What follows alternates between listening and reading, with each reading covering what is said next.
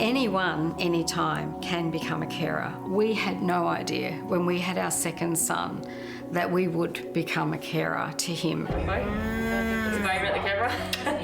Ben is a legend, known by many. He lives a fulfilling life. That's our intention, isn't it?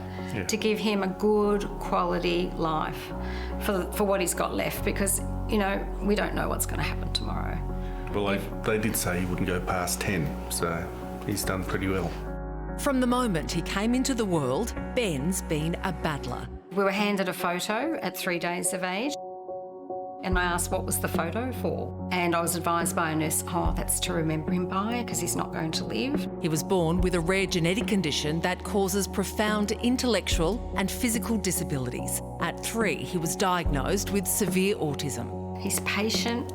He puts up with so much. He's had 63 medical surgeries in 5 different hospitals in his lifetime. Despite constant health issues, Ben defied the odds. At 16, we had to have the scoliosis surgery because his life was threatened again. And that's when he walked into the hospital but never walked out. Post-surgery complications left Ben a paraplegic. He spent 6 months in hospital. During that time, Helen was also caring for her terminally ill father at their home. Dad lived with us for 7 years, and 2 of those years he was on oxygen and bedbound, and we had no idea that would happen. After the surgery, caring for Ben became far more complex. He no longer has a functioning bowel or bladder and requires an abdominally inserted catheter and daily enemas. We're either both together with Ben or one of us and a support worker is with Ben 24/7. So one of us always does a full night shift and we do a tag team so the other one can get a little bit of sleep in the morning before the day starts. Helen gave up her career in banking when Ben was born, and her carer's allowance is $153.50 a fortnight. That's 46 cents an hour. Which is so insulting for the amount of time, effort, energy and support required for a little person like Ben. Let's get it one more time. Good man. And if he went into the mainstream system, it would cost over $3 million, and we certainly don't receive that from the National Disability Insurance Scheme. Because of Peter's income, Helen wasn't eligible for the carer's payment and has not added to her superannuation. I left my work and had no income. I didn't get my superannuation. I don't qualify for carer payment because we have an income coming in. You lose your self-worth. I cannot even begin to imagine how carers with no income or with only one wage, I just don't know how they would do it. For Emma, that's her reality. As a single mum, she relies on the carer's payment to provide for herself and her daughter, Amelia. I feel incredible gratitude, but it doesn't give the opportunity to save. It doesn't give the opportunity for treats. It doesn't give the opportunity for anything other than absolute essentials and basics. Under and over. Offer. Excellent. She is a bundle of mischief. She is sassy. She has got a very strong personality. She lights up a room. I'm so good at this game. I know you are so good at this game. Amelia's 12 and she has Down syndrome, and I think people underestimate her at their peril. Oh! When Amelia was younger, Emma escaped an abusive relationship. Once we'd left the violence, we were living in extreme poverty. The reality was I only ate alternate days. Amelia was sick a lot. Once I was faced with a situation where she was in the emergency department and I had to get us home, and the taxi cost $38.85, and our weekly household budget was $50. And I had this dilemma of, if I get the taxi home at 3 o'clock in the morning, we've got $11 to live off for the week. And that was really tough. She ended up taking $40,000 from her superannuation. Purely and simply to keep a roof over our head.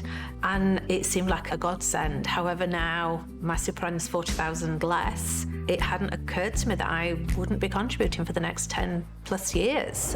Just as things were on the up, Emma was diagnosed with breast cancer. She was Amelia's full-time carer and had to find time to care for herself. I would drop her off at family daycare, go to hospital, have chemo, pick her up on the way home. I didn't want to frighten her, so I bought her a nurse's outfit so she could think that Mummy was laying down because we were playing doctors and nurses.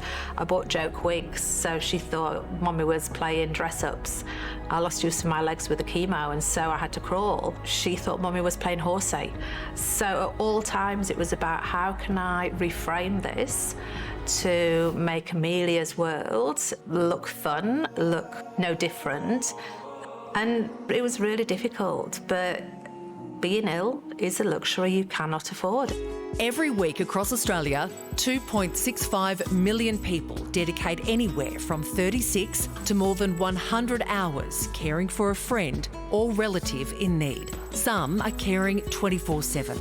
7 out of 10 unpaid carers are women, many who have given up employment to care for their loved one. The reality is, a paid support worker can get paid more for one 24-hour shift caring for your special person than you as an unpaid carer can receive for a fortnight's pension. And that is so demoralising. On average, a carer is out of the workforce for 11 and a half years, meaning they'll lose almost $400,000 in wages by the time they're 67 and $175,000 in superannuation. If the government had to pay for a workforce to step in and do what unpaid carers do, the cost of that is almost $78 billion per annum. So we need carers, but they're really behaving like an unpaid workforce. That's why the Cost of Caring has launched this campaign, calling on the government to pay super to carers too. I think it would give hope. That's what you live off as a carer. You live off hope that tomorrow will be better, that next week will be better, that things will change. Having some superannuation, having some investment put into your life would give you some hope for the future. Both Helen and Emma have become disability advocates in their own right, both determined to see change. It's everyone's business to ensure that carers are respectfully supported in every way. And I'm sure someone out there knows of someone who is caring or have seen someone, a neighbour, a friend, a family member who's a carer. And this is what we need them to do, is to speak up and support us to be appropriately supported as carers. Because if we can't continue the care, who will? Wow. Like, how do you even get to an end of seeing something like that? And like, there's no other option than supporting people who do this. And it's not even a full-time job. It's a 24-hour job for people. And they're stepping in selflessly because, of course, they wouldn't have it any other way because they love these people and they want to be there for them. But what a terrifying way to live, looking after people that you care about and then having to worry, like, can I actually take my daughter home in a cab or am I not going to be able to eat for the rest of the week? Yeah, you know, even when Helen said that, you know, it works out to about 46 cents a day, there was an audible gasp from the audience here. It's just not right. No. That is not a livable wage for anyone. And we're taking especially so doing much that kind of pressure work off by stepping in and doing the work, you know? The thing that sort of struck me about that is all of the bits of the puzzle that you don't think about, like super. Yeah. Yes, So totally. creates you'd another problem. You'd love to think that someone that's given their entire life to caring for someone in that way would at least be able to have some kind of certainty and comfort around their retirement, whatever that looks like.